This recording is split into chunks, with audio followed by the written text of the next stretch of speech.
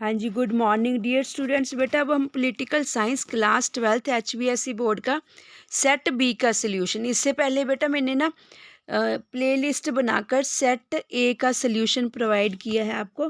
Questions and answers बस आपने सुनते जाना है फटाफट से, ध्यान से। पॉलिटिकल साइंस आपके कॉम्पिटिटिव एग्जाम्स में यूपीएससी एसएससी में भी सभी ये काम आने वाले क्वेश्चंस हैं, ध्यान से सुनिए, ठीक है। पूरा 80 मार्क्स का बेटा पेपर है, जैसे कि आपके बोर्ड में आएगा। निम्नलिखित में प्रश्नों में से दिए गए विकल्पों में से सही विकल्प का चयन कीजिए। कौन सा तत्व निम्न में से कौन सा तत्व राष्ट्र निर्माण में बाधा डालता है? सांप्रदायिकता, ठीक है, संपन्नी सांप्रदायिकता। 1951 में भारत की कुल आबादी में मुसलमान कितने फीसदी थे? 12%, 12, ठीक है, 12%, यानी कि 50% से कम। चौथी लोकसभा के चुनाव निम्नलिखित वर्ष में हुए? 1967 में, फोर्थ लोकसभा के। भारत संविधान कब हस्ताक्षरित हुआ? सिग्नेचर कब किए गए? 24 जनवरी को। 26 जनवरी को तो इम्प्लीमेंट हुआ था ना, पर साइन जो समझो सिग्नेचर थे, ठीक है, वो 24 जनवरी 1950 को हुए। जय जवान जय किसान का नारा किसने दिया था? लाल बहादुर शास्त्री ने। 1975 के आपातकाल के समय भारत के राष्ट्रपति कौन थे? फखरुद्दीन अली अहमद। फखरुद्दीन अली अहमद। योजना आयोग की स्थापना कब हुई? 1950 में। 8वां देखिए, बॉम्बे प्लान के बारे में निम्न में से कौन सा कथन सही नहीं है? ठीक है जी, सही नहीं है, नहीं है, ध्यान रखना नेगेटिव क्वेश्चंस का।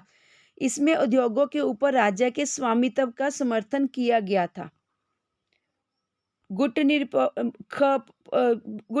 9th क्वेश्चन देखिए बेटा, 1 मार्क्स के। गुट निरपेक्ष आंदोलन का पहला सम्मेलन कब हुआ? 1961 में। किस अनुच्छेद के तहत जम्मू और कश्मीर को विशेष दर्जा दिया गया था? अनुच्छेद 370। हिंदुत्व अथवा हिंदूपन शब्द को सर्वप्रथम किसने परिभाषित किया था? बी.डी. सावरकर ने, ठीक है जी, बी.डी. सावरकर ने। 12वां देखिए, नाटो की स्थापना कब हुई? 1949 में। 13वां क्वेश्चन देखिए, पंडित नेहरू की मृत्यु के बाद भारत के प्रधानमंत्री कौन बने? ठीक है, पंडित नेहरू की मृत्यु के बाद प्रधानमंत्री कौन बने? भारत के प्रधानमंत्री कौन बने? लाल बहादुर शास्त्री। नेक्स्ट, सन 2009 में पृथ्वी सम्मेलन किस देश में हुआ? ब्राजील देश में, रियो डी जेनेरियो शहर में। नेक्स्ट, बर्लिन की दीवार किनके बीच विभाजन का प्रतीक थी? पूर्वी व पश्चिमी ताकतों यानी कि साम्यवाद व पूंजीवाद के बीच विभाजन का प्रतीक थी। नेक्स्ट, सोवियत संघ का विघटन कब हुआ? 1991 में। नेक्स्ट, मंडल आयोग की सिफारिशों को किस प्रधानमंत्री द्वारा लागू किया गया? Very very important answer, VP Singh द्वारा 1990 में मंडल आयोग की सिफारिशों को लागू किया गया। नेक्स्ट, पेंटागन क्या है? उत्तर आंसर, यह अमेरिकी रक्षा विभाग का मुख्यालय है। 11 सितंबर 2001 में इस जहंग आतंकवादी 11 सितंबर 2001 में इस जगह, ठीक है जी, ये थोड़ा सा मिस्टेक हो गया लिखने में, इस जगह आतंकवादी हमला हुआ था, क्योंकि देखो क्या है, डिफेंस सिक्योरिटी का सामान पड़ा है यहाँ पर, है ना। नेक्स्ट, यूरोपीय संघ की स्थापना कब हुई? 1992 ईस्वी में। नेक्स्ट, बैंकॉक घोषणा किससे संबंधित है? बैंकॉक घोषणा आसियान AS, ठीक है, हमने प्रीवियस वाले उसमें भी रीड किया था, इससे रिलेटेड पूरे अच्छे से क्वेश्चन। आसियान क्या है? एशियाई पूर्वी एशियाई संगठन की स्थापना से संबंधित है बैंकॉक। नेक्स्ट, संयुक्त राष्ट्र संघ की सुरक्षा परिषद में स्थायी सदस्य देशों की संख्या कितनी है? 5। नेक्स्ट, सन 2004 में वर्ल्ड सोशल फोरम की चौथी बैठक मुंबई में बुलाई गई। नेक्स्ट, भारत ने पहला परमाणु प्रशिक्षण 18 मई 1974 को लॉन्च किया। पहला परमाणु प्रशिक्षण 18 मई 1974 को, ठीक है जी। नेक्स्ट, क्यूबा मिसाइल को शीत युद्ध की चरम परिणति माना जाता है, क्यूबा मिसाइल को। नेक्स्ट, सार्क का सचिवालय काठमांडू नेपाल में है, सार्क का। नेक्स्ट जी, ठीक है जी, वो 1 मार्क्स वाले खत्म हो गए बेटा। आपके कितने हो गए? 10 10 20 और 5 25 क्वेश्चन थे छोटे वाले। अब देखिए जी, सेकंड अतु लघुत्तम वाले, ठीक है जी, very short short short short, very short. चलिए नेक्स्ट क्वेश्चन देखिए, भारत के विभाजन के दो मुख्य कारण बताइए। भारत आज़ाद होते ही पाकिस्तान और हिंदुस्तान दो राष्ट्रों में विभाजित हो गया। इस विभाजन के दो मुख्य कारण है मुस्लिम लीग द्वारा पाकिस्तान की मांग का बल पकड़ना और कांग्रेस द्वारा इस मांग का विरोध करना। मुस्लिम लीग द्वारा अंतरिम सरकार का विरोध। नेक्स्ट क्वेश्चन, प्रधानमंत्री इंदिरा गांधी की हत्या कब और किसने की? प्रधानमंत्री इंदिरा गांधी की हत्या 31 अक्टूबर 1984 को उन्हीं के अंगरक्षकों सतवंत सिंह और बेअंत सिंह के द्वारा की गई। नेक्स्ट, एक दलीय प्रभुत्व प्रणाली क्या है? आंसर, जब किसी देश में अनेक राजनीतिक दलों के होने के बावजूद किसी के एक राजनीतिक दल का एक लंबे समय तक वहां की राज्य सत्ता द्वारा आधिपत्य या अधिकार बना रहे तो उसे एक दलीय प्रभुत्व प्रणाली कहा जाता है। जैसे कि भारत में 1952 से लेकर 1967, ठीक है जी, 62 यानी कि ऑलमोस्ट 15 साल तक कांग्रेस का प्रभुत्व रहा। ठीक है जी, तो इसको एक दलीय सरकार माना जाता है। नेक्स्ट क्वेश्चन, गठबंधन से आपका क्या अभिप्राय है? गठबंधन, आंसर, मिली जुली सरकार। जब आम चुनाव में किसी एक दल को सत्तासीन होने के लिए वोटों की एक निश्चित संख्या यानी कि स्पष्ट बहुमत न मिले तो इस स्थिति में राष्ट्रपति संविधान में लिखे गए प्रावधान के तहत चुनाव में सबसे अधिक मत प्राप्त करने वाले दल को अन्य दलों के सहयोग से या मिलकर सरकार चलाने के लिए कहता है। तो इस प्रकार की सरकार को गठबंधन सरकार कहते हैं। गठबंधन होता है मिलजुल कर बांट कर मिलजुल कर चलना, कोऑर्डिनेशन से। गठबंधन चुनाव से पहले व चुनाव के बाद दो प्रकार के होते हैं, याद रखना। ठीक है बेटे, एमसीक्यूज में भी आ सकता है ना। गठबंधन चुनाव से पहले और चुनाव के बाद दो प्रकार के होते हैं। नेक्स्ट क्वेश्चन, प्रीवी पर्स क्या था? इसे कब समाप्त किया गया? आंसर, देशी रियासतों का भारतीय संघ में विलय करने से पहले सरकार ने रियासतों के परिवार को निश्चित मात्रा में निजी संपत्ति रखने का अधिकार दिया। साथ ही सरकार की ओर से उन्हें कुछ विशेष भत्ते भी दिए जाएंगे। ये भत्ते व संपदा भत्ते राज कुछ नहीं होता, जैसे हाउस रेंट अलाउंसेस वगैरह मिलना, ठीक है, घूमने फिरने के लिए भत्ता मिलना, बेसिकली पैसे को बोलते हैं ये भत्ते व संपदा भी किसे, वेल्थ, पैसे को ही बोलते हैं ये भी। ठीक है, ये भत्ते व संपदा उस राज्य के राजस्व व क्षमता को देखकर दिए जाएंगे। राजस्व होता है ट्रेजरी, ठीक है, डिस्ट्रिक्ट ट्रेजरी, जैसे हमारी क्या कहते हैं हरियाणा की डिस्ट्रिक्ट ट्रेजरी होगी अपनी, देखकर दिए जाएंगे। एक डिस्ट्रिक्ट ट्रेजरी होती है, कि सब ट्रेजरीज होती हैं। इस व्यवस्था को प्रीवी पर्स कहा जाता है। 1950 के बाद इस व्यवस्था को संविधान में दिए समानता के अधिकार का व सामाजिक आर्थिक न्याय का विरोधी बताया गया। इंदिरा गांधी ने 1971 में इसे राजकोष पर अनावश्यक बोझ बताते हुए समाप्त कर दिया था। इंदिरा गांधी जी ने, ठीक है, 1971 में, याद रखना। नेक्स्ट क्वेश्चन देखिए, वचनबद्ध नौकरशाही से आपका क्या अभिप्राय है? आंसर, वचनबद्ध नौकरशाही का अर्थ लोक प्रशासन की भाषा में नौकरशाही के जनता की सेवा के प्रति वचनबद्ध होने व राजनीतिक दलों के प्रति निष्पक्ष व तटस्थ होने से है। परंतु इंदिरा गांधी ने सार्वजनिक भाषणों में प्रशासनिक मशीनरी को देश की प्रगति में बाधा कहकर उसकी आलोचना करनी शुरू कर दी। इस प्रकार उन्होंने दलीय नीतियों पर आधारित नौकरशाही का मॉडल विकसित किया। यह वचनबद्धता का अर्थ है कि नौकरशाही किसी विशिष्ट राजनीतिक दल के सिद्धांतों व नीतियों से बंधी हुई हो, वह उस दल के निर्देशों से ही कार्य करे। नेक्स्ट क्वेश्चन, आप 8वां क्वेश्चन राजी, आपातकाल लागू होने के कोई दो कारण बताइए। आंसर, 25 जून 1975 में देश में गड़बड़ी की आशंका से संविधान के अनुच्छेद 352 के तहत संपूर्ण देश में आपातकाल लगा दिया गया। इस घोषणा के दो मुख्य कारण थे। नंबर 1, 12 जून 1975 को इलाहाबाद उच्च न्यायालय द्वारा इंदिरा गांधी के लोकसभा निर्वाचन को असंवैधानिक घोषित किया गया। सेकंड पॉइंट, 1975 का जयप्रकाश नारायण द्वारा चलाया गया राष्ट्रव्यापी सत्याग्रह व इंदिरा गांधी से इस्तीफे की मांग। नेक्स्ट क्वेश्चन देखिए जी 9th, नीति आयोग के 2 मुख्य कार्यों का वर्णन कीजिए। Very very important question. Answer देखिए, नीति आयोग विकास प्रक्रिया से संबंधित निर्देश देने कौमा विकास के लिए किस प्रकार की रणनीति अपनाई जाए, इस संबंध में परामर्श अर्थात राय देने का कार्य करेगा।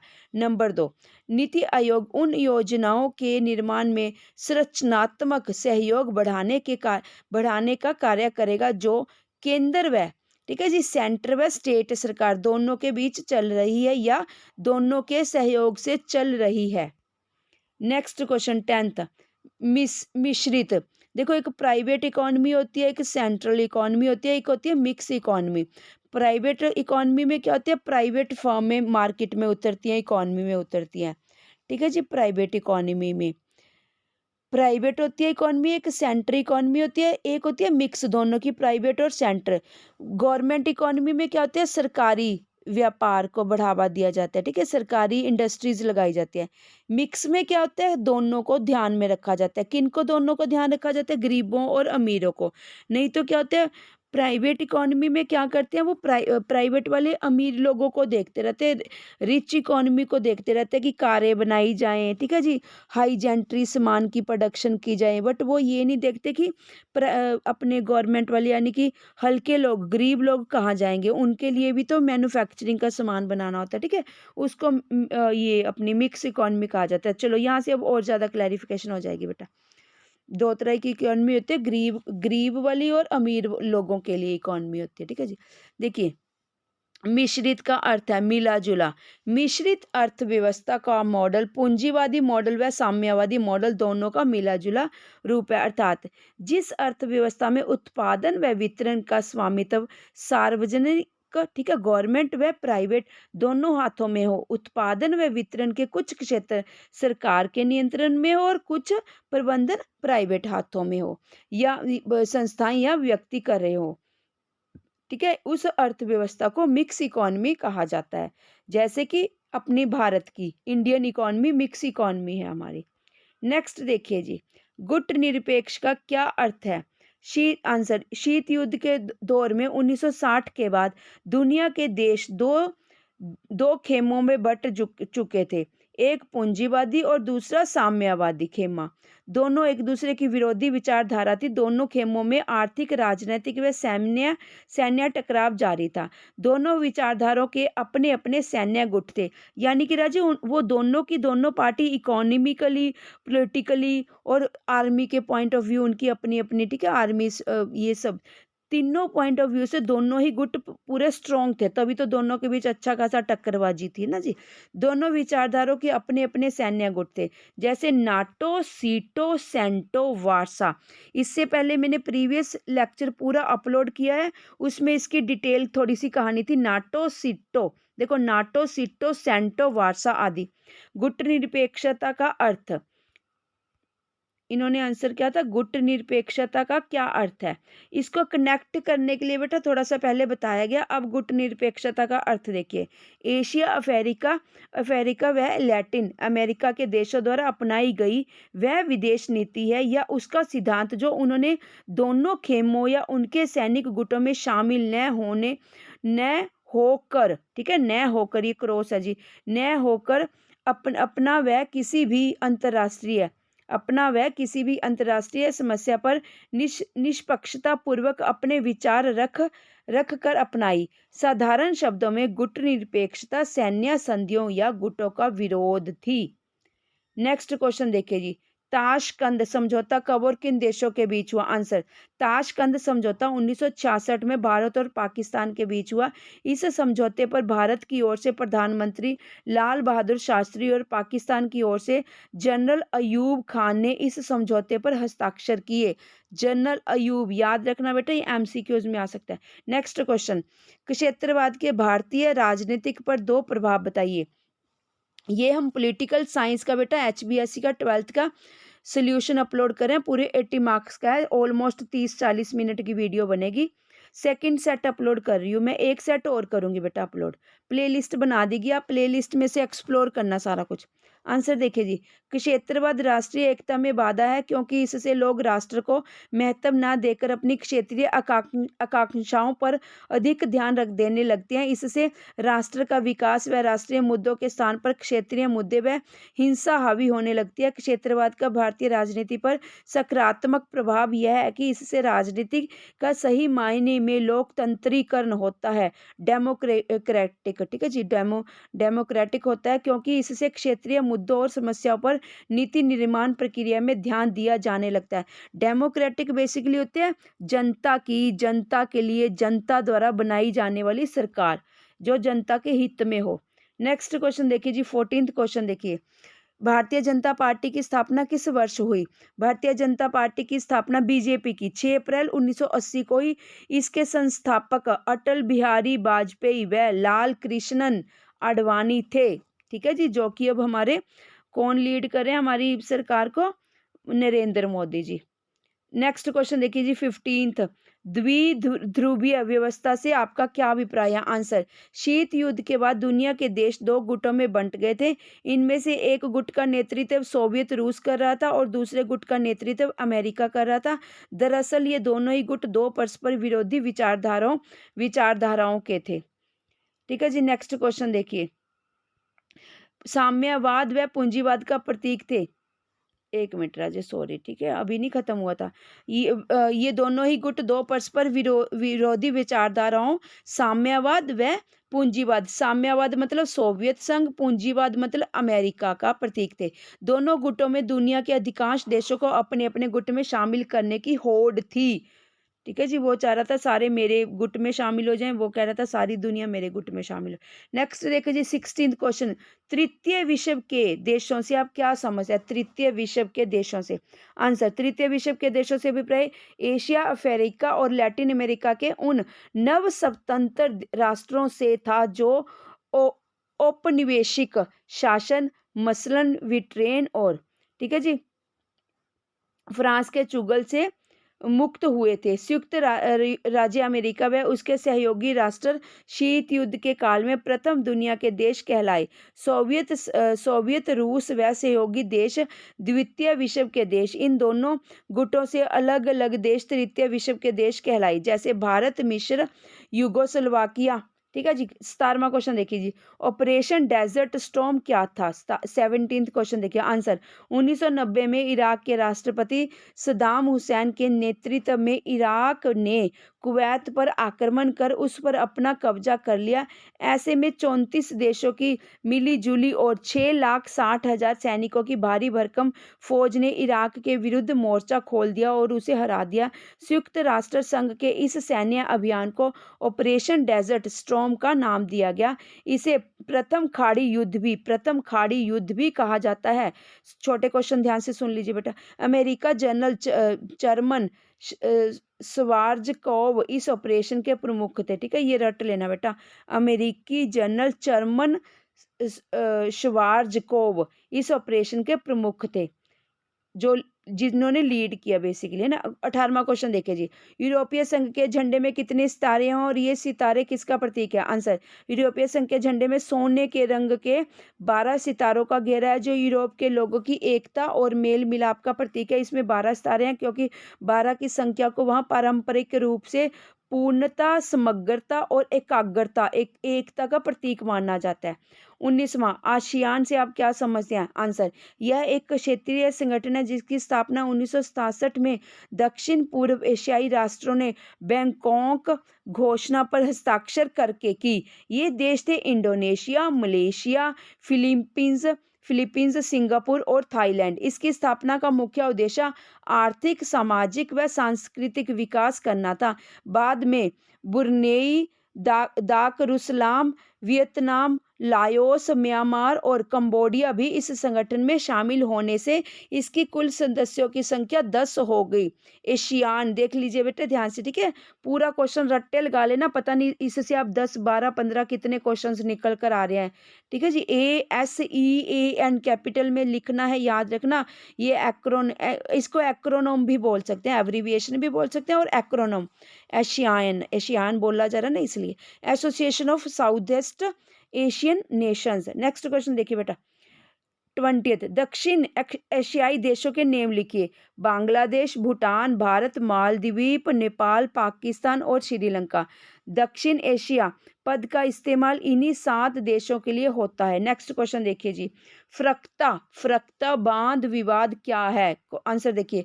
फरक्का है बेटा। फरक्का बांध 1975 में गंगा नदी पर बना, यह भारत के पश्चिम बंगाल प्रांत में स्थित है। इसका निर्माण कोलकाता बंदरगाह को गाद से मुक्त कराने के लिए, गाद होता है गंद वगैरह ना जी, के लिए किया गया था। कोलकाता हुगली नदी पर स्थित एक प्रमुख बंदरगाह है। ग्रीष्म ऋतु में हुगली नदी के बहाव को निरंतर बनाए रखने के लिए गंगा नदी के पानी के एक बड़े हिस्से को फरक्का बांध के द्वारा हुगली नदी में मोड़ दिया जाता है। इस पानी के वितरण के कारण भारत और बांग्लादेश में कई वर्षों तक विवाद रहा। भारत और बांग्लादेश, भारत को लेकर को तो आपको हर चीज रट्टे लगा लेनी चाहिए बेटा अच्छे से। कई वर्षों तक विवाद रहा क्योंकि इससे बांग्लादेश में मत्स्य फिशरीज, नौ सेवा व कृषि, देखो मत्स्य फिशरिंग करते हैं, फिशेज को पालन पोषण करते हैं। पालन पोषण बेसिकली जो लोग फिशरीज डिपार्टमेंट है, जैसे हम है ना जी, फिश कलेक्ट करके सेल करते हैं, खाते हैं वो चीज़। गौ सेवा व कृषि प्रभावित, ठीक है जी, गौ सेवा, ये गौ सेवा व कृषि प्रभावित एग्रीकल्चर डिपार्टमेंट होते थे। नेक्स्ट क्वेश्चन देखिए जी 22 में। वैश्वीकरण से आप क्या समझते हैं? वैश्वीकरण एक ऐसी अवधारणा है जिससे कई आयाम हैं, सभी आयामों में एक सांझी विशेषता है, प्रवाह, आना जाना, ठीक है, ग्लोबलाइजेशन। अतः वैश्वीकरण एक ऐसी प्रक्रिया है जिसे व्यक्ति, वस्तु, विचार एवं पूंजी का निर्बाध या प्रवाह गति से एक देश की सीमाओं से बाहर आदान, एक्सपोर्ट इंपोर्ट, खुलेआम होना, जाना आना, मॉडर्नाइजेशन होना, ठीक है जी, लिबरलाइजेशन होना, एलपीजी आपने इको में पढ़े हुए हैं ये कंसेप्ट। राष्ट्र निर्माण के नेक्स्ट क्वेश्चन देखिए बेटा। लॉन्ग क्वेश्चन आगे 4 मार्क्स वाले, जल्दी से देखिए। लॉन्ग क्वेश्चन है बेटा 4 मार्क्स वाले। 23वां क्वेश्चन है, राष्ट्र निर्माण के मार्ग में चीन मुख्य चुनौतियां कौन सी थी? 3 सॉरी बेटा, सॉरी। राष्ट्र निर्माण के मार्ग में 3 मुख्य चुनौतियां कौन सी थी? 3 ही हैं, ठीक है, 3 ही लिखे बेटा, चीन दिखा मेरे को एक्चुअली। चलिए सॉरी। फर्स्ट क्वेश्चन, पहली चुनौती विविधताओं मतलब हमारा भारत। देखिए हमारे भारत में बहुत सारे कल्चर हैं, बहुत सारी कास्ट हैं, ठीक है।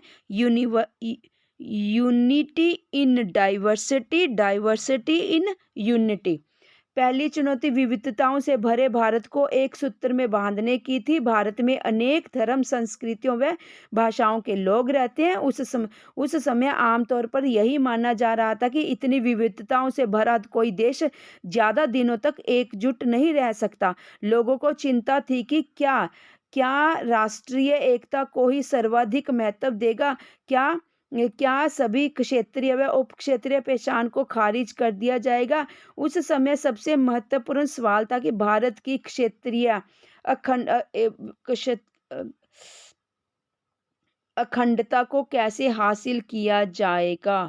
बेटे कहीं पर मेरे से पढ़ने में कहीं कहीं मिस्टेक हो रही है तो उसके लिए थोड़ा सा ध्यान से फिर भी रीड करना, कोशिश पूरी कर रही हूँ बेटा। कई बार थोड़ा सा लिखने में और पढ़ने में दिक्कत हो जाती है कई बार, ठीक है। चलिए सेकंड देखिए, दूसरी चुनौती लोकतंत्र को कायम करने की थी। लोकतंत्र को कायम करने के लिए हमारे संविधान निर्माताओं ने संविधान लिखा। संविधान में सभी लोगों को मौलिक अधिकार दिए व मतदान का अधिकार दिया। भारत ने संसदीय शासन पर आधारित प्रतिनिधित्व मूलक लोकतंत्र को अपनाया। मूलक अंडरलाइन कर लो, कीवर्ड है लोकतंत्र से रिलेटेड। संविधान निर्माण के साथ साथ लोकतांत्रिक व्यवहार बर्ताव भी जरूरी है।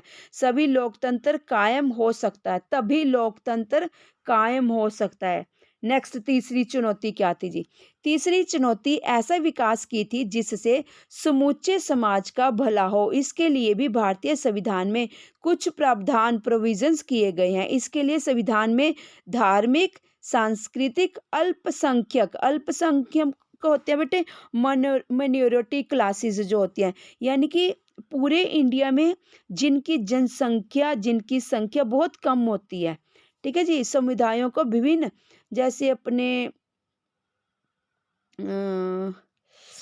निग्रो नहीं, निग्रो तो अपने अब्रोड के हो गए ना, आदिवासी लोग है ना जी, आदिवासी लोग जो होते हैं। समुदायों को विभिन्न अधिकारों के तहत स्वतंत्रता प्रदान की गई।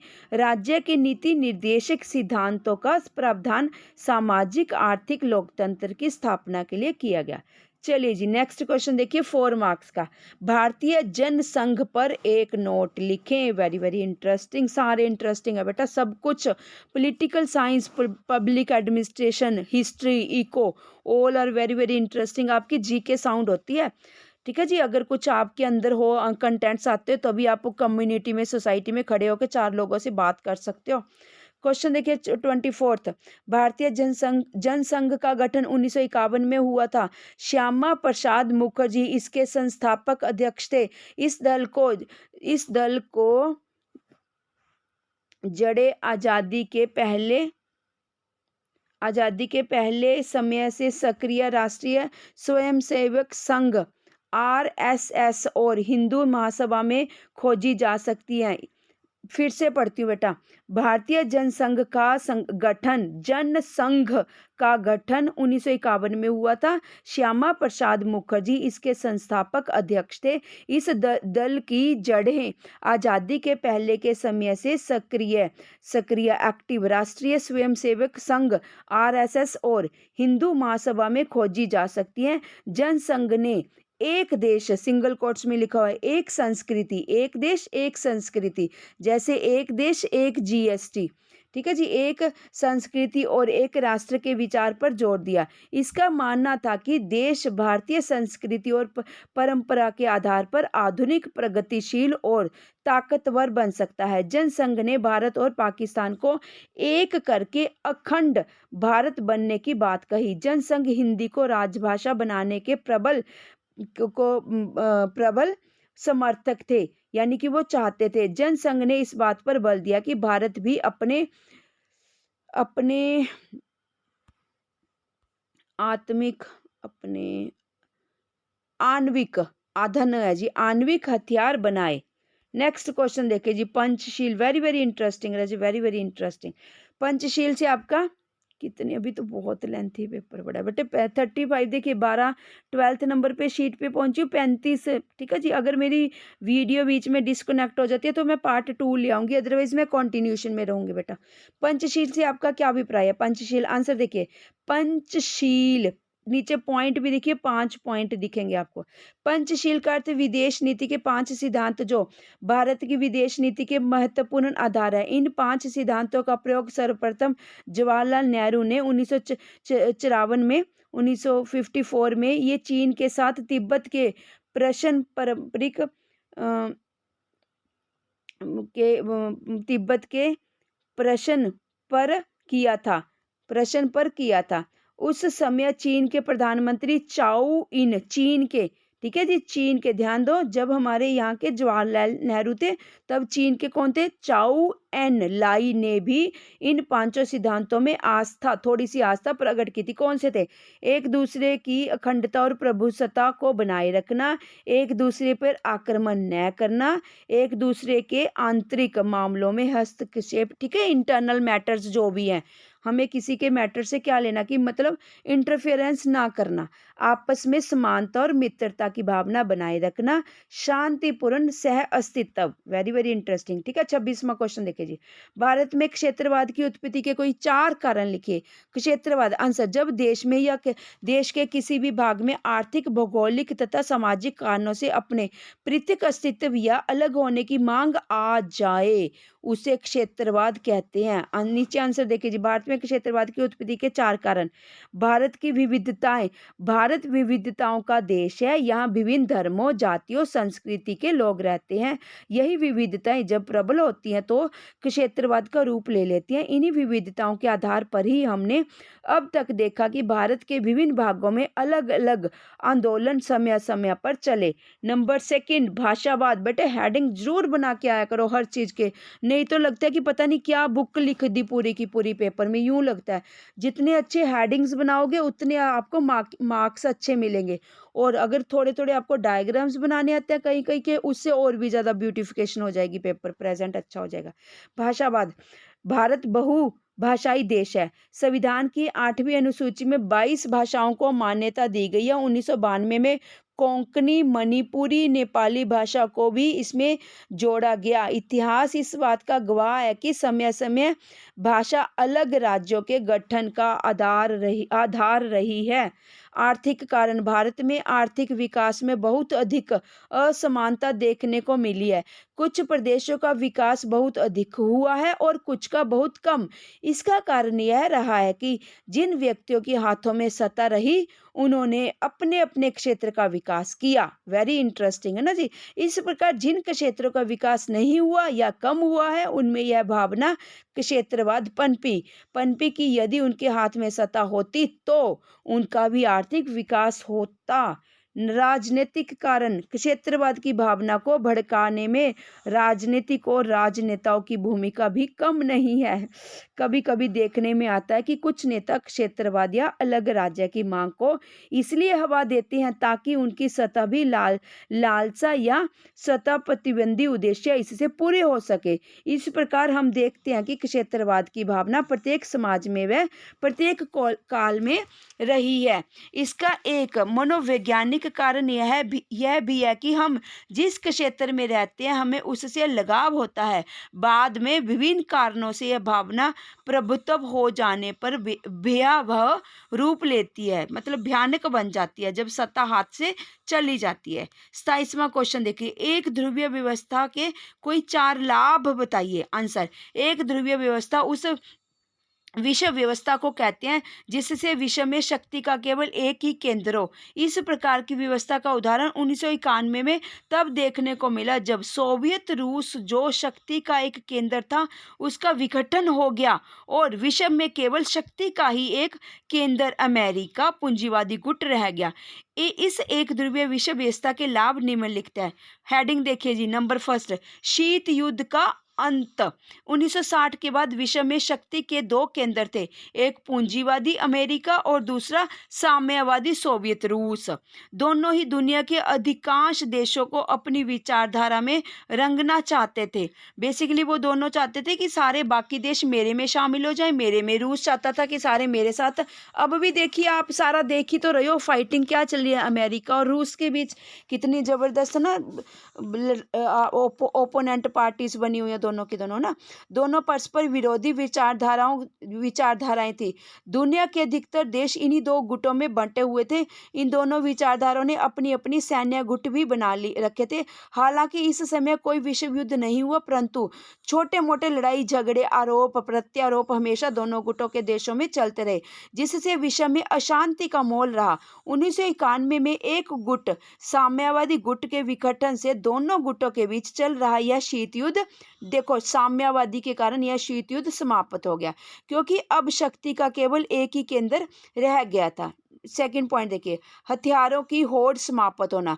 शक्ति का एक केंद्र रह जाने से विश्व में चल रही हथियारों की वह होड़ समाप्त हो गई जिसने परमाणु हथियारों के संचय को बढ़ावा दिया, ठीक है जी, तथा विश्व को सैन्य गुटों में बांट रखा था। वेरी वेरी इंटरेस्टिंग बेटा, बिल्कुल ही आजकल जो चल रहा है हमारा रूस और अमेरिका का, उससे रिलेटेड क्वेश्चन है और पेपर में आने के बेटा इसके 99% चांसेस हैं। थर्ड पॉइंट देखिए, विश्व में शांति स्थापित होना। ठीक है, ये तो बेसिकली थोड़ा सा पुराने के अकॉर्डिंगली लिखा हुआ है, बट आप इसके अंदर अपना जो लेटेस्ट चल रहा है पुतिन और अमेरिका के बीच, ठीक है जी, वो भी आप इसमें ऐड ऑन कर सकते हो, दो चार लाइन्स कहीं कहीं। थर्ड पॉइंट देखिए, विश्व में शांति स्थापित होना व विश्व युद्ध का खतरा टलना। शक्ति के एक केंद्र के विघटन से अब विश्व पर मंडरा रहे तीसरे विश्व युद्ध का खतरा टल गया और विश्व में शक्ति का एक केंद्र रहने से जवाबी कार्रवाई देने वाला कोई शक्तिशाली विरोधी गुट न रहने से विश्व में शांति स्थापित होगी। फोर्थ देखिए जी, उदारवादी लोकतंत्र का उदय। चूंकि अब साम्यवादी विचारधारा वाले गुट का विघटन खात्मा हो गया, जिसके कारण विश्व में केवल एक ही विचारधारा, ठीक है, एक ही बनेगी बस, अब पूंजीवादी को बल मिला। विश्व बैंक और अंतर्राष्ट्रीय मुद्रा कोष, IMF, इंटरनेशनल मॉनिटरी फंड जैसी संस्थाओं को बल मिला। इन संस्थाओं ने विभिन्न देशों को कर्ज देकर उदारवादी विचारधारा अपनाने के लिए मार्ग प्रशस्त किया, जिससे उदारवादी लोकतंत्रीय राजनीति का सूत्रपात हो सके, डेमोक्रेटिक पॉलिटिकल पार्टी का एस्टेब्लिशमेंट हो सके। 28वां क्वेश्चन देखिए जी, हरित क्रांति के दो सकारात्मक और, ठीक है, पॉजिटिव और नेगेटिव परिणामों का वर्णन करना। 28वें क्वेश्चन का 1960 के दशक में भारत में उन्नत बीज, उन्नत सॉरी बेटा, ठीक है जी, खादू और सिंचाई की बढ़िया व्यवस्था में खाद्यान्न, उन्नत खादू और सिंचाई की बढ़िया व्यवस्था से खाद्यान्न सॉरी खाद्यान्न फसलों के उत्पाद में जो वृद्धि हुई उसे हरित क्रांति का नाम दिया जाता है। जैसे बेटा 1948 में इंडस्ट्रियलाइजेशन आया था, ठीक है, यहाँ हरित क्रांति क्या है? ग्रीनरी क्या है? एग्रीकल्चरलाइजेशन होना, ठीक है जी, बहुत ज़्यादा, क्योंकि सरकार ने इसके लिए बहुत अच्छा काम किया था। बीजों के लिए पैसा देना, खेती बाड़ी के लिए पैसा देना, सीजनल क्रॉप्स ग्रो करने के लिए पैसा देना। तो खुद सोचिए, ग्रीन रेवोल्यूशन अपने आप ही आना था, ठीक है जी, हरित क्रांति 1960 के दशक के बाद उसे हरित क्रांति का नाम दिया गया। इसके दो सकारात्मक पहलू देखिए, खाद्यान्न उत्पादन में वृद्धि। हरित क्रांति से पहले भारत खाद्यान्न संकट से जूझ रहा था, क्योंकि जब जिसकी तरफ कमी दिखती है कि है ना, स्टारवेशन लगा लो, कमी दिखती है, तो सरकार ध्यान देती है कि भाई ये वाला मेरा सेक्टर क्यों इतना डूबता जा रहा है, खत्म होता जा रहा है। उसने सरकार ने चारों तरफ से बहुत अच्छे से, ठीक है जी, प्रमोट करने के लिए प्रमोशंस दिए, नाबार्ड को प्रमोट किया, एग्रीकल्चर बैंक्स को प्रमोट किया कि भाई सस्ते दरों पर किसानों को लोन दे दिया जाए, सो दैट कि ग्रीन रेवोल्यूशन आ जाए। खाद्यान्न उत्पादन में वृद्धि। हरित क्रांति से पहले भारत खाद्यान्न संकट से जूझ रहा था। देश में उत्पादित खाद्य फसलों के उत्पादन से देश की संपूर्ण आबादी का भरण पोषण नहीं हो सकता था, यानी कि जितना हम पैदावार करते थे उतना हमारी जितनी पॉपुलेशन थी वो अपना पेट नहीं भर सकती थी, हमें इंपोर्ट करना पड़ता था अपना पालन पोषण, खाने पीने के लिए, खान पान करने के लिए, जिसके कारण हमें दूसरे देशों पर खाद्यान्न के लिए निर्भर रहना पड़ता था। पर याद रखना, जितना हम इंपोर्ट करेंगे बेटा, हमारी इकोनॉमी के ऊपर उतना कर्ज चढ़ेगा, ठीक है। और ये भी देखिए, हमारी इंडियन इकोनॉमी पर बैड इम्पैक्ट पड़ता है, बैलेंस ऑफ पेमेंट हमारा डिस इम्पैक्ट होता है, यानी कि डिसफेवर में चला जाता है, एक्सपेंडिचर बढ़ जाते हैं, इनकम कम हो जाती है बेसिकली, ठीक है जी। खासकर संयुक्त राष्ट्र अमेरिका पर खाद्य सहायता के बदले अमेरिका हमेशा भारत पर आर्थिक नीतियों को बदलने का दबाव डालता रहता है। बैड इम्पैक्ट पड़ता है, याद रखना, इंपोर्ट करने से, आयात करने से। समाज में लोगों के जीवन स्तर में सुधार। हरित क्रांति से समाज के विभिन्न वर्गों और देश के अलग अलग इलाकों के बीच ध्रुवीकरण तेज हुआ। पंजाब, हरियाणा, पश्चिमी उत्तर प्रदेश जैसे इलाके कृषि के लिहाज से समृद्ध हो गए। यहाँ लोगों का जीवन स्तर पहले से काफी बेहतर हो गया। दो तो पॉजिटिव हो गए बेटा, नेगेटिव देखिए अब। ग्रीन किसानों और भूस्वामियों के बीच अंतर बढ़ना। गरीब बेचारा किसान और गरीब हो गया, ठीक है।